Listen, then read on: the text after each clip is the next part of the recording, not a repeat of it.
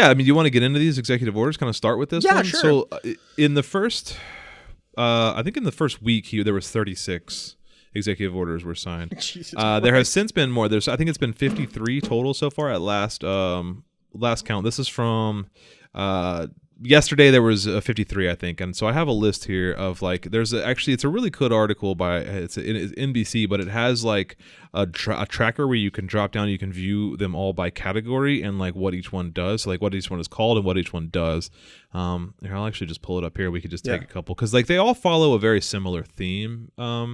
Is the thing like you did? It's just as okay. Each one of them follows like kind of they all follow the same theme, and that theme is expanding the power of individual cabinet members. So like the Department of Defense, Department of Homeland Security, like giving each one of those people like more power while simultaneously kind of restricting individual American freedoms. Yeah, that's kind of like the gist of it. So if we look at some of these here, right? So let me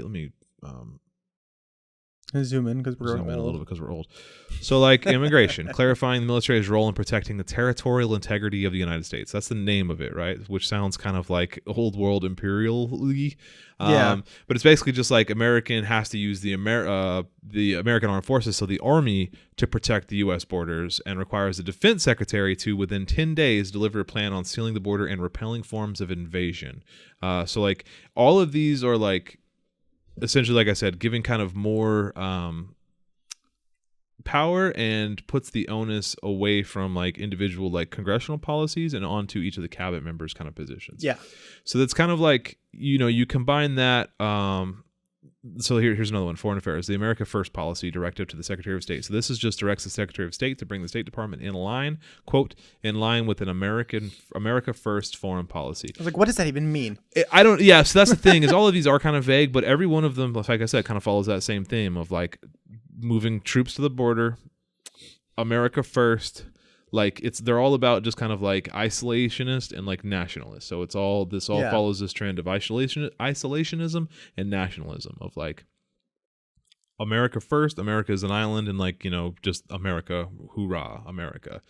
That's not all. Like some of them are obviously like much, much worse. So like this one in particular, the title is called Defending Women from Gender Ideology Extremism and Restoring Biological Truth to the Federal Government. So this is what removes any type of like non-binary or trans option from passports or Social Security Administration documents, any of those. It basically reverts all U.S. federal documents to be reverted back to sex, not gender. And so I've seen this happen in real time. Biological like sex is what it's basically requiring anybody to sign up for. So there's no longer it's not man or woman, it's male and female. So it's just reverts it just to the two biological sexes that you were born with. Yeah. And which is absolutely ridiculous because for context, I saw a video of a transgender woman, and this woman, I mean, she looked like a woman. Like, good God, if you said this was a male, people would be like, you're out of your mind,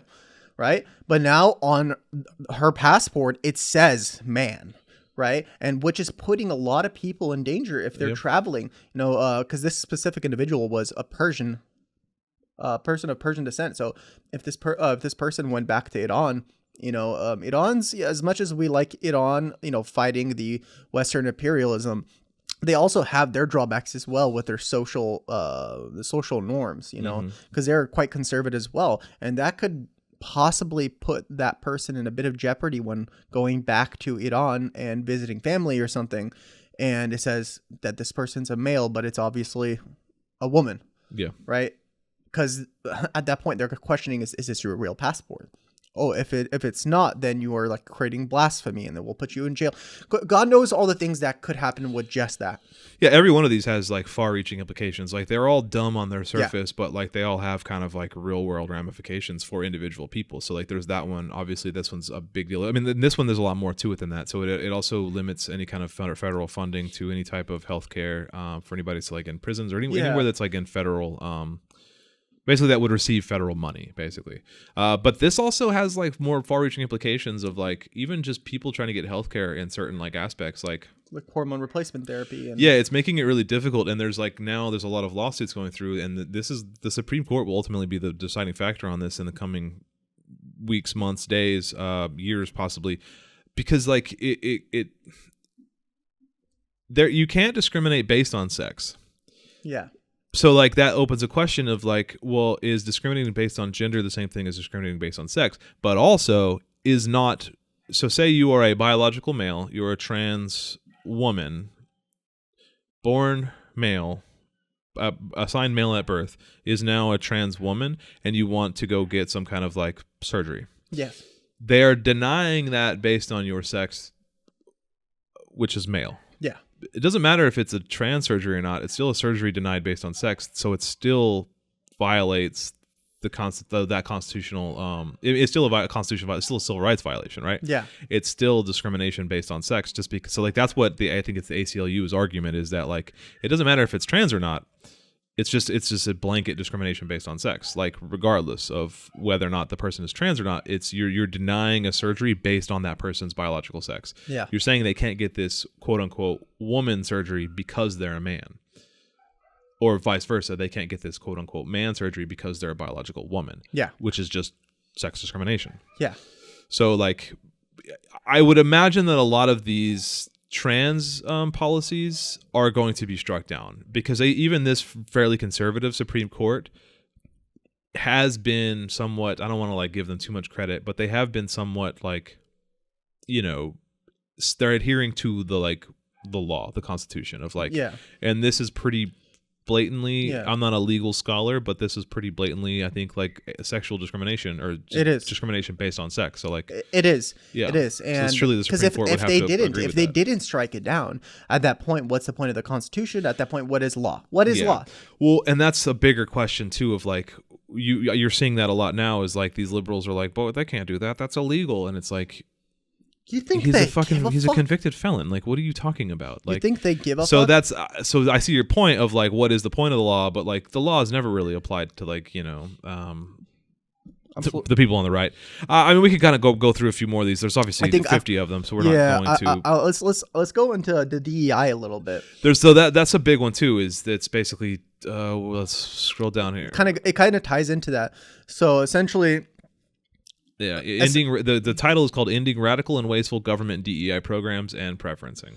This is probably the stupidest thing I have ever heard. Yeah. Because when these conservatives picture DEI, they're picturing putting black people in places where like a white pilot used to be or something like that, right? Yeah, and they're saying Trump did blame that DC crash on DEI. Exactly. And it's like, what did they think happened? They just found a black guy off the street and was like, "Hey, we need more black people in our company. Can you want to come be a pilot? Hey, brother, you want to fly a plane?" Yeah, like that's not how DEI works. Yeah, I think it's so funny that the most like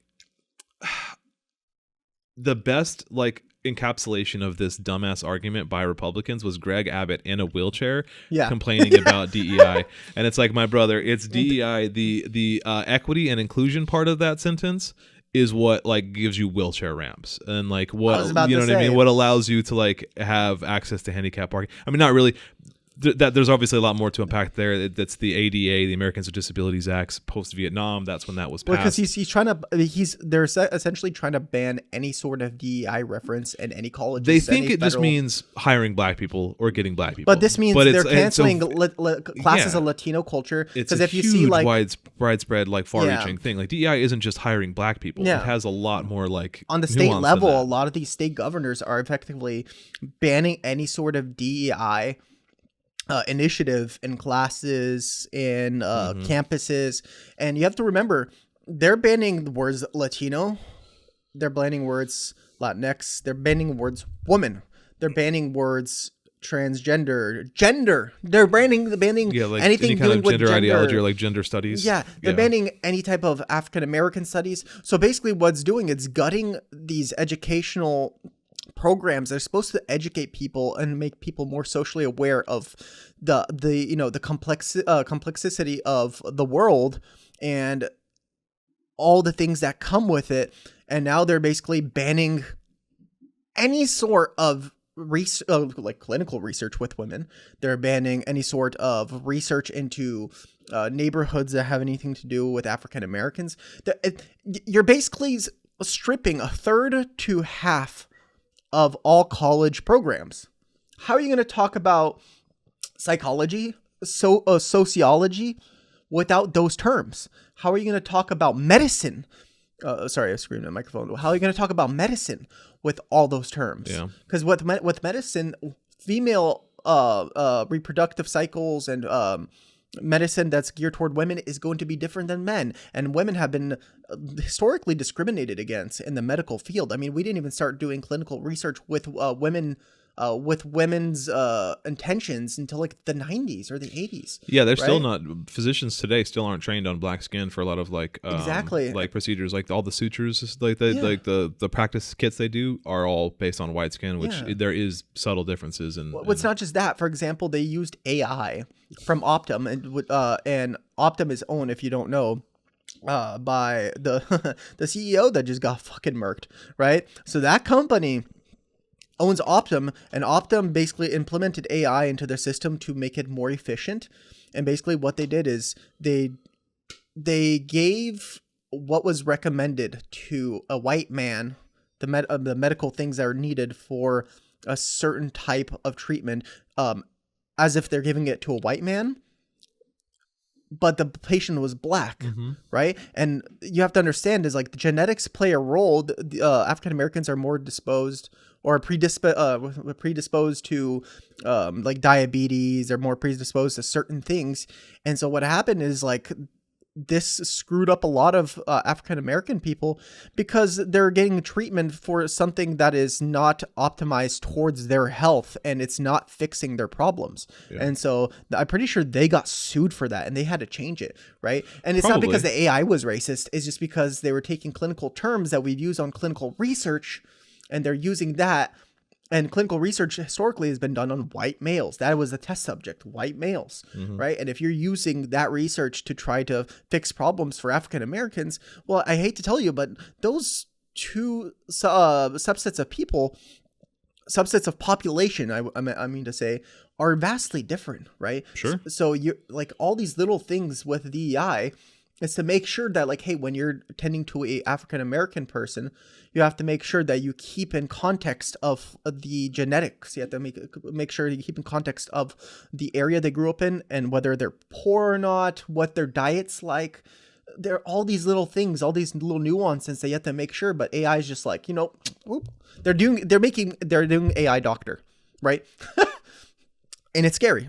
Anyways, enough of that. There's a lot more. Again, every single one of these subjects we can go on for an entire episode. And that topic in particular, like medical, like racism, essentially, or like the stereotyping and discrimination within the medical practice is fascinating. I've talked to my spouse at length about that. They're a doctor. They went through medical school. It was them who brought up the problem of like, that none of like the training or dummies or like fake things they do none of them are based on like black men or women. They're all kind of based on white males. Yeah. So I mean, even bandages. Yeah. Even bandages don't have like recently they've been coming out with more bandages with different types of colors. That way it's not an obvious bandage. If you're an African American person or you're like Asian American, skin colored for a reason so that they're inconspicuous. But like if you're black, then it's just less. Yeah. Anyway, that's a whole other topic. I would love to get that person, my spouse, on. I don't think they're comfortable coming on this podcast. They have a serious career that they're not super like willing to just like come on a communist podcast to talk about. Understandable. I'm just scrolling through some of these. So like that's the DEI one we talked about, but also like I can't stress enough that there's like a theme for all of these. So ending weaponization of the federal government, which means like the Attorney General has to like review all intelligence actions taken during the last administration to see if any actions were taken solely to punish and request. So like it's basically like secret police stuff, going in, purging of your own government. It's like loyalty test for your own government. Revoke security clearances of 51 former intelligence officers signed a letter stating the allegations surrounding Hunter Biden's laptop may have been tied to Russia. Like, so like if you didn't like Trump the last time around, or if you said that Biden's laptop had something to do with Russia, now your security clearance has been revoked. It's like incredibly just like I don't know, just petty and very like what liberals claim Stalin does is what Trump is doing. Like just this weird purge of the government, this weird like paranoia, internal like purging, internal like investigation of people that he could like potentially have like personal problems with. But here's another one. This one's pretty fucked up, although this one has already been, I think, stalled by a judge. Protecting the meaning and value of American citizenship. Oh my God, yeah. So just the title of this, protecting the value of American citizenship, implies that. So what this is it ends American birthright. If you were born in America from immigrant parents, you're an American, right? That's always been the thing in America. If you're born in America, you're an American, and we have birthright citizenship in this country. So protecting the value. 14th Amendment? I think that's the 14th Amendment. I don't know exactly. I think it was like 1868 that they actually implemented. But like basically, it's just like it's pretty telling that it's called protecting the value of American citizenship. Yeah, which is like pretty blatantly racist. Of like, if you're an immigrant, you're not. We want to keep the value of American citizenship at a premium. We don't want to tarnish the value of American citizenship by having a dirty brown. And you know damn well if they're talking about Norwegians or Germans, that would be fine. That doesn't affect the value. No. Although I will say that all of these are targeted exclusively at like Hispanic people crossing the southern border. Like that's what like half of these, literally the one before this, protecting the American people against invasion. That's the name of the bill. It's like all of these are really like dog whistle, like invasion talk, value of American citizenship. But this one, as far as I know, you're right.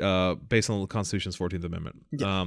So like, which has long been interpreted to guarantee the right of the birth, the right citizenship for anyone born in the U.S. except for the children of diplomats. So a judge has already, I guess, like halted this one. Well, you have to understand because the judge was like, this is a blatant 14th Amendment violation. This is literally a constitutional right. To amend constitutional rights, you need like 2/3 of Congress, right? So you cannot just make an executive order to change the amendment. He's trying though. Well, he could try as much of as he these wants. are like unconstitutional. The moment he is able to do that, we are fucked. Because you have to understand is the moment he can change a constitutional amendment with an executive order, it's no longer democracy. That's straight. That's 100% just like a monarchy. Like, it's just a fascist. That's like a dictator. Fascist state, right? So I'm not too worried about these ones in particular. A lot of these will be overturned in time. I'm more worried about where he does have actual executive power. Well, like some of these, right? So like realigning the United States refugee admission program. So like this just pauses it basically just suspends all refugee resettlement in the U.S. Again, the Secretary of State and the Homeland Security Secretary now have to provide a report to Trump about all resettlements for refugees. So that's a big one. Another one here is suspending a 90-day pause on all foreign aid to basically every country. Yeah, that is crazy. This alone is like huge. This is huge. And I was reading earlier that this would cause so many people, and like specifically Africa, right, to not be able to get their AIDS medication. Yeah. And what will happen is a lot of those people with HIV will have their HIV pop back up stronger than before, and maybe even turn to full-blown AIDS and then spread. and death. Like, so they're basically, this is a death sentence. With a stroke of a pen, he's like 20 million people. I don't give a fuck about them, right? And you can make the contextual, statement that, well, we're not in charge of other people in other lands. That's their own fault. But you have to understand is when you're doing something like this is a bad look for the U.S. government. If you want the U.S. government to be like this beacon of like, we are the hope of the world, and then turn around and then basically order an execution of 20 million people, who's going to agree with you anymore? Who's going to want to do business? This is going to ruin the economy. This is going to ruin a lot of things. We're going to talk about the economy with relations. Tariffs, yeah. So, but I mean, like, I'm going through this still, securing our borders. Restoring the death penalty. So it's like bringing back death penalty, securing the border, designated non-Americans as terrorists, like removing birthright citizenship. I mean, this is literally like very Hitlerian kind of stuff. This is like literally fascism. This is like an extreme nationalism, just extreme like otherness, creating like us and them kind of mentality. Also restoring names that honor American greatness, renaming the Gulf of Mexico the Gulf of America again. But that's stupid. Like, it's kind of funny and it's kind of stupid, but it's just more evidence of just like this extreme nationalism. Yeah. Securing our borders, calls for physical wall and other barriers, unleashing Alaska's extraordinary resource, so like drilling oil, man, unleashing which is American environmental energy, problems. Yeah, withdrawing from the World Health Organization. Hello, polio. Here we come back. Polio. Dude, holy shit. Diphtheria, polio, and like tuberculosis are going to be coming back. What I don't understand is like, what is that? Like, I understand a lot of these things, what they're trying to do, what they're trying to implement, but what like, what does that achieve? Bringing back polio? Or are you trying to like weed out the masses? I mean, poor? he would have some dumb reason of like, it's not good. It's not a good deal. I'll get a much better deal. But it's like, I don't know. Like, what does that even mean? Because like, I don't remember what he said specifically about why he pulled out of the WHO. But it's, let's see.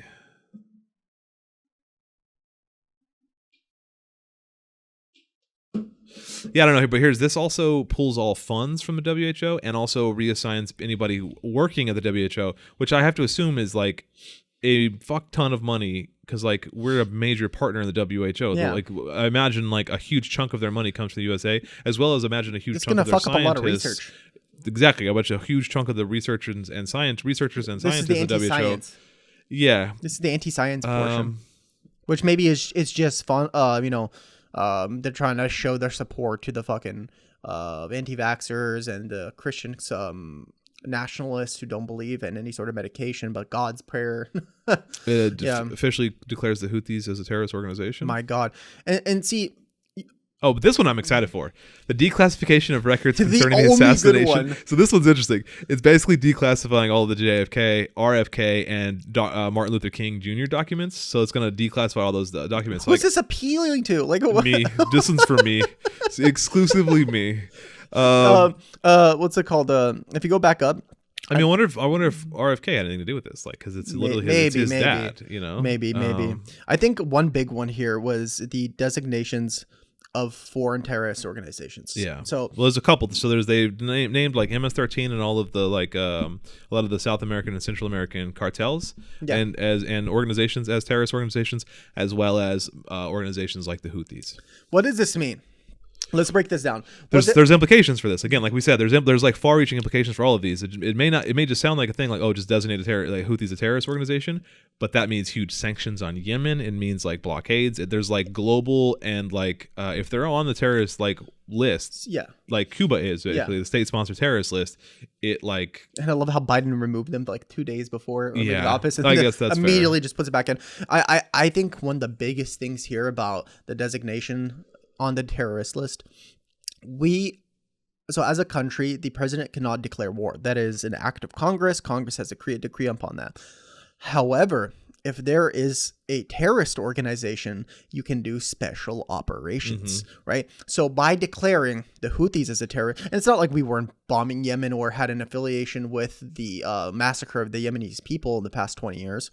That's not the problem. The problem here is something like allowing the cartels to become a terrorist organization, because what that implicates is now we can have some sort of special operation to invade Mexico, because that's how we invaded Iraq. First of all, we invaded Iraq on a special operation. We never declared war on Iraq.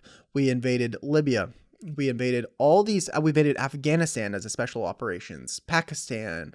So all these were special operations. So what this now is, gives Trump and the executive branch a jurisdiction to actually put troops, physical troops, in Mexico, right? So that is scary, because you're basically, if we put troops in Mexico, Mexico's gonna be like, this is war. Yeah, it's basically war. just gives you the quote unquote right to invade a friendly country. Me. Yeah, this is the one that scares me.